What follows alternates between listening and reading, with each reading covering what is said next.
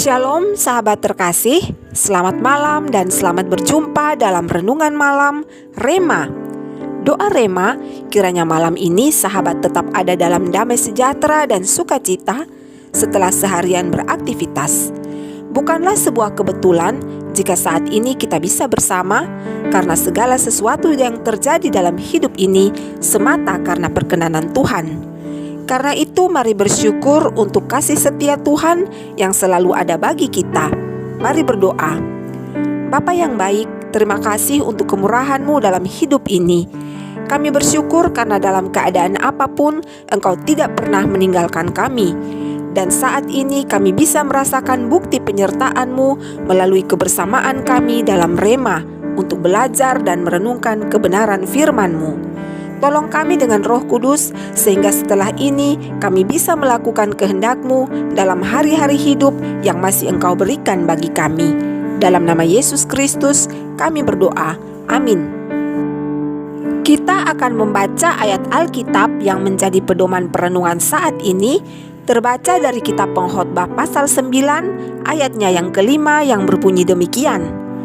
Karena orang-orang yang hidup tahu bahwa mereka akan mati, tetapi orang yang mati tak tahu apa-apa. Tak ada upah bagi mereka, bahkan kenangan kepada mereka sudah lenyap. Sahabat Rema, Alexander the Great adalah seorang raja dari kerajaan Makedonia. Ia tidak pernah terkalahkan dalam pertempuran dan terkenal sebagai salah satu komandan militer tersukses dalam sejarah.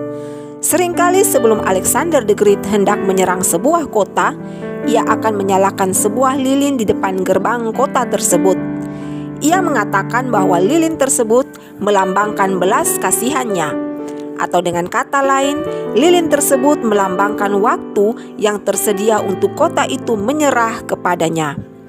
Jika kota tersebut tidak menyerah hingga lilin itu habis, Alexander the Great beserta bala tentaranya akan masuk dan membinasakan kota itu. Hal inilah yang sering dilakukan Alexander the Great dari kota ke kota yang ingin ditaklukkannya. Sahabat, ketika kita lahir, sebuah lilin dinyalakan.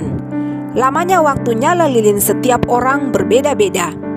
Ada lilin yang bertahan 80 tahun atau lebih, 50 tahun, 30 tahun, atau bahkan hanya beberapa tahun saja, dan bisa juga dalam hitungan bulan, minggu, hari, jam, menit, dan bahkan detik.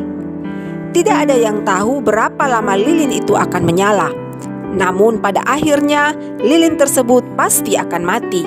Semua manusia tanpa terkecuali, jika tiba waktu lilinnya padam, pasti akan meninggalkan dunia ini. Setiap lilin kita adalah lambang belas kasihan Tuhan yang disediakan bagi kita. Kita diberikan kesempatan untuk menyerahkan diri dan hidup kita kepadanya dan kerajaannya. Namun kebanyakan orang masih berpikir bahwa lilinnya masih memiliki waktu yang lama untuk mati, sehingga mereka masih hidup menuruti kedagingan dan hawa nafsu dunia. Nanti ketika lilin itu hampir mati, barulah keluar dan menyerah. Tetapi apakah masih punya kesempatan? Bagaimana jika lilin terlanjur mati namun belum sempat untuk menyerah? Oleh karena itu sahabat, jika saat ini lilin-lilin kita masih menyala dengan baik, itu berarti kita masih diberi kesempatan untuk berdamai dengan Sang Raja yang akan datang. Kita tidak pernah dan tidak akan tahu kapan lilin kita akan mati. Jadi, pergunakanlah waktu yang ada saat ini dengan berserah sepenuhnya kepada Sang Raja kekal, serta serahkanlah hidup kita hanya dalam rancangannya, agar pada saat lilin kita mati, kita sudah siap untuk bertemu dengan Dia. Allah di dalam Yesus Kristus memberkati kita dengan firman-Nya.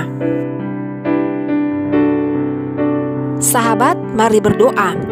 Bapa di sorga, terima kasih untuk kebenaran firman-Mu.